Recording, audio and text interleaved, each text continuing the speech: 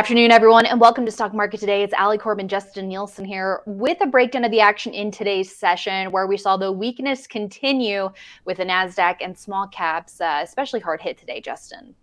Yeah, I mean, there's a reason why we went to under pressure last week, and so we'll get into that with the markets. But we'll also talk about a few stocks, including O'Reilly Automotive, Impinj, which is a chip maker, and also finally Medpace in the medical sector. It's such slim pickings, it's hard to remember what the standouts were from the Exactly. day, Justin.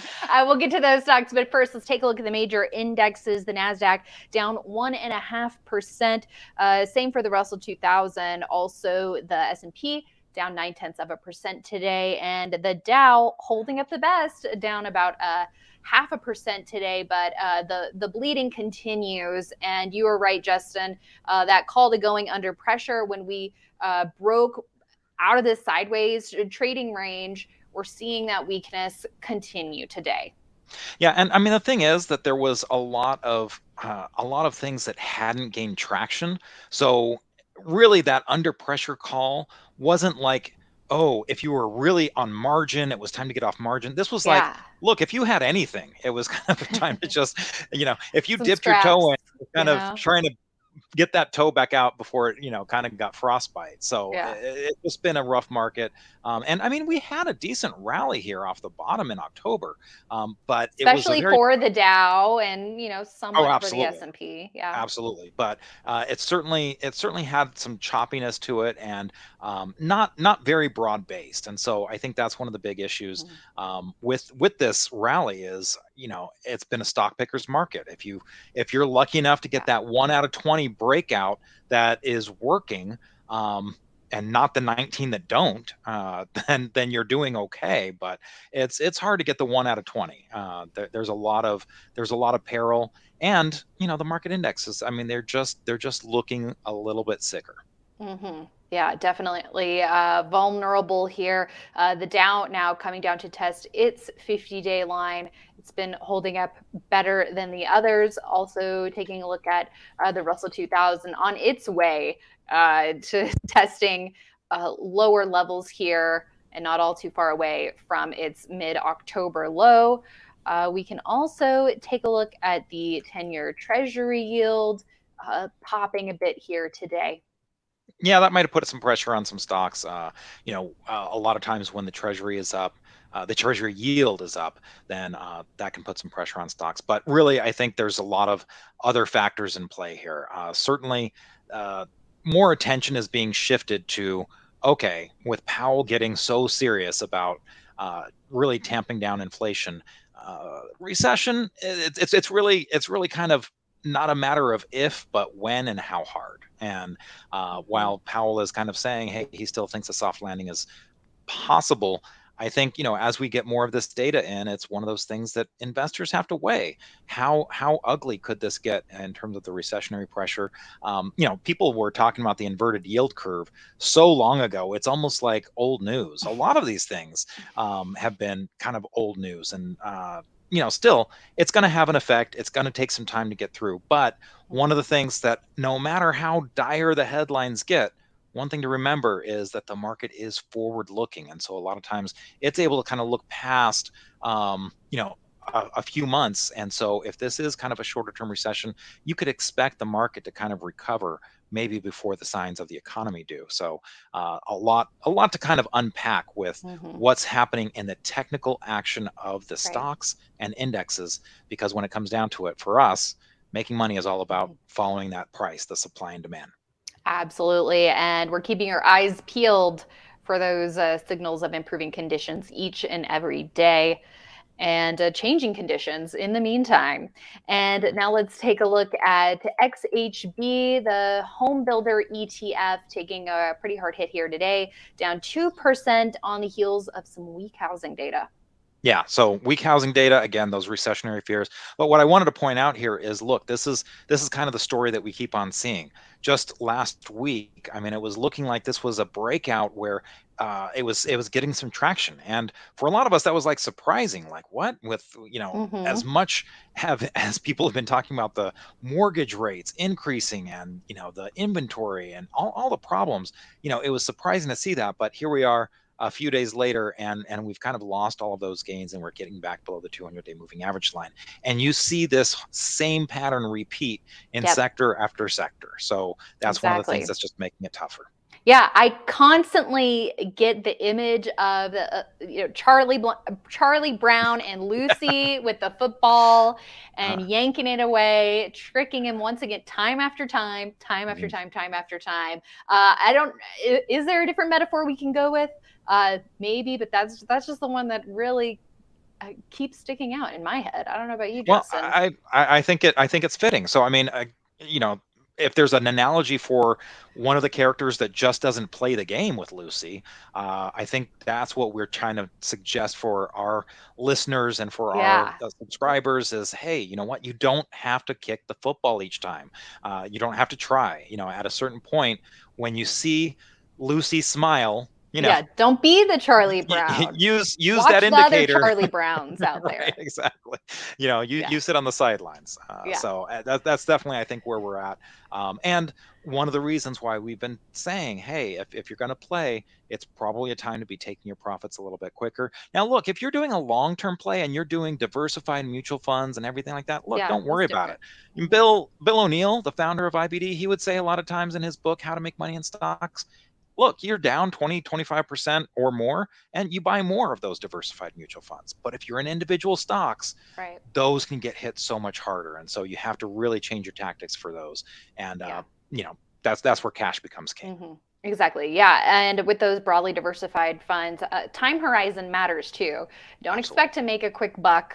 With that strategy, that's for, if your time horizon is at least 10 to 15 years, he says in the book, but that's really to take advantage of that compounding. So that's different than our active investing money. And, you know, when you're doing that dollar cost averaging, you have to remember that, you know, you can't sell out when things get really bad. That's, that's kind of counter to the whole dollar cost averaging philosophy. So make sure that if you're going to stick with a strategy, that you do stick with it. And that does require discipline. Mm-hmm. But once again, there's so many great nuggets that we continually refer to with IBD founder Bill O'Neill's book, How to Make Money in Stocks. So, if you are sitting on the sidelines in this market, now's a good time to read or maybe reread that book, All right, elsewhere in sectors, let's take a look at chip stocks. Here's a look at SMH continuing to deteriorate here, closing in on its 50-day moving average to the downside, Justin, with a loss of over 2% here today. Yeah, and I just wanted to show another example that looks so similar to what we just saw with XHB. Again, just to kind of say, hey, this is something that's, whether it's housing, whether it's chips, it's just something we keep seeing over and over. And on an index level, on an individual stock level, so many breakout failures. Yeah. Yeah. And so, the chips, look, this is a lot of times what we look at is for that growth, the tech area, and they just can't seem to get. We're on the verge there of that glimmer of hope. And look, there's some individual stocks. Yeah, there's some individual stocks that have looked stronger than the indexes. And so we certainly want to gravitate towards those leaders, but also understand, hey, we've got a lot of headwinds. Yeah. Okay. SLX also worth checking in on, really taking a tumble here. The steel ETF down at 5.5% today. A pretty big gap down here. Notable damage. I mean, look, it's, for a while there we were saying, oh, maybe we're shifting to cyclicals again, but here we are. The rug is getting pulled out of those. I mean, oil for a while we were looking at that, and oil has really come down. If you look at USO, the United States Oil Fund, which tracks the spot price of oil, not exactly what the price is, but it's kind of tracking the trend. That's been in a downtrend. Some of the oil stocks have been holding up better, but there's a lot of damage out there. And so if you're, as you said, going to be an active investor, this is where you just recognize the environment that you're in is not trending, and you just stay out. Yeah, play small ball, not football with Lucy. All right, now let's take a look at some stocks for your radar, like O'Reilly Automotive, ORLY, finding support at its 50-day line, but it's not looking, stellar. It hits resistance at the 21-day line, but it was up today and finding support at that round number at 800 and the 50-day line for now. So holding up, but doesn't mean it's a stellar standout that we should all go out and buy.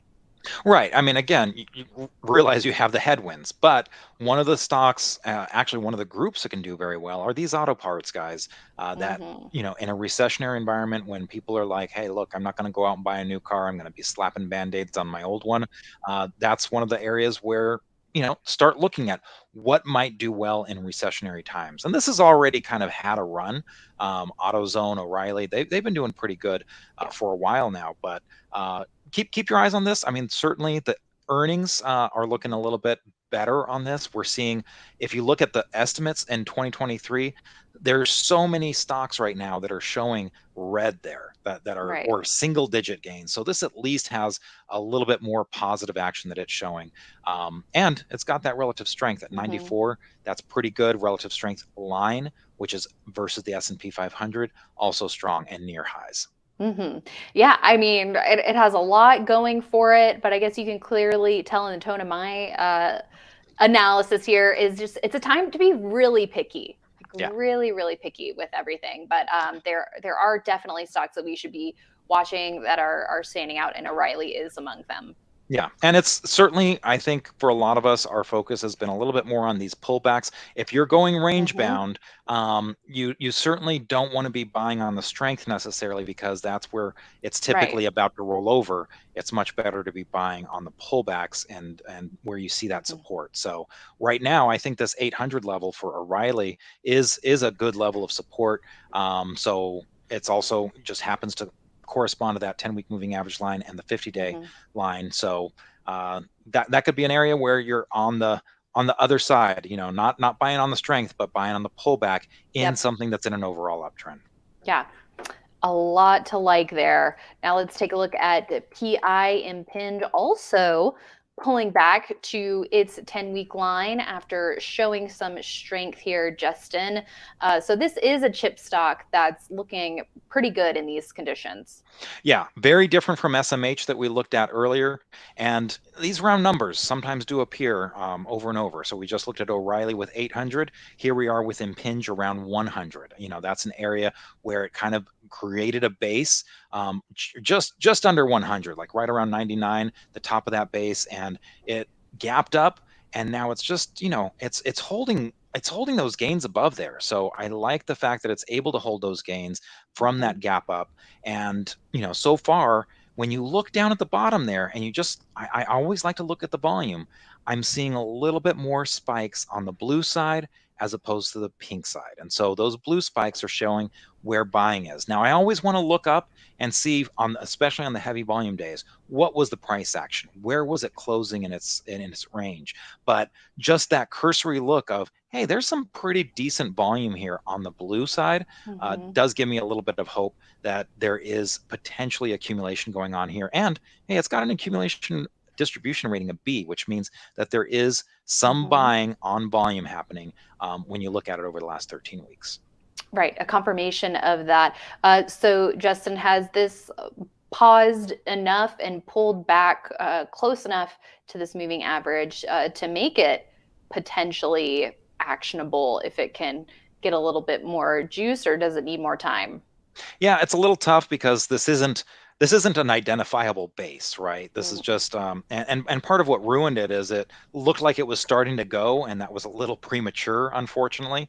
mhm. So then it kind of fell right back into that area. If it had just flattened out, I would have liked it a little bit better, but it did have that little pop and drop. But hey, that's the market we're in. At least it's getting support right now at the right around the 50-day moving average line and staying above that critical 100 level. Hmm.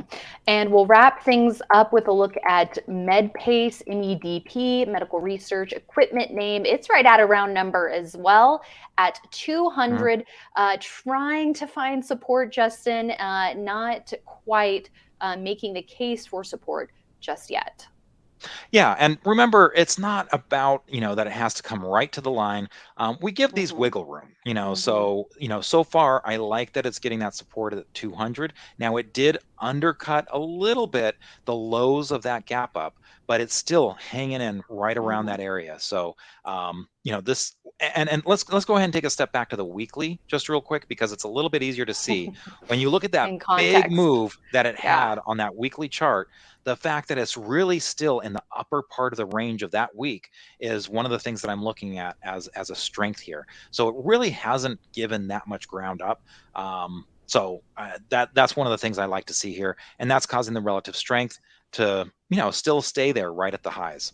Exactly. Yeah. To see stocks that are still in the vicinity of that 10-week line is something that we want to be checking in on versus really clearly breaking below like we're seeing for the major indexes at this point. Absolutely. All right. Well, that's it for today, everyone. Thanks so much for tuning in. We will be back with more tomorrow morning on IUBD Live, and we hope you join us, investors.com/IUBD Live, for all the details. We've got David Ryan back on the show. I will also be on for a special Tuesday appearance as well, since I'm headed out of here at the end of the week. So it'll be fun to be with the Tuesday crew. Looking forward to seeing you all there, investors.com/IUBD Live, for all the details. We'll see you there, and we'll also see you right back here tomorrow at the close.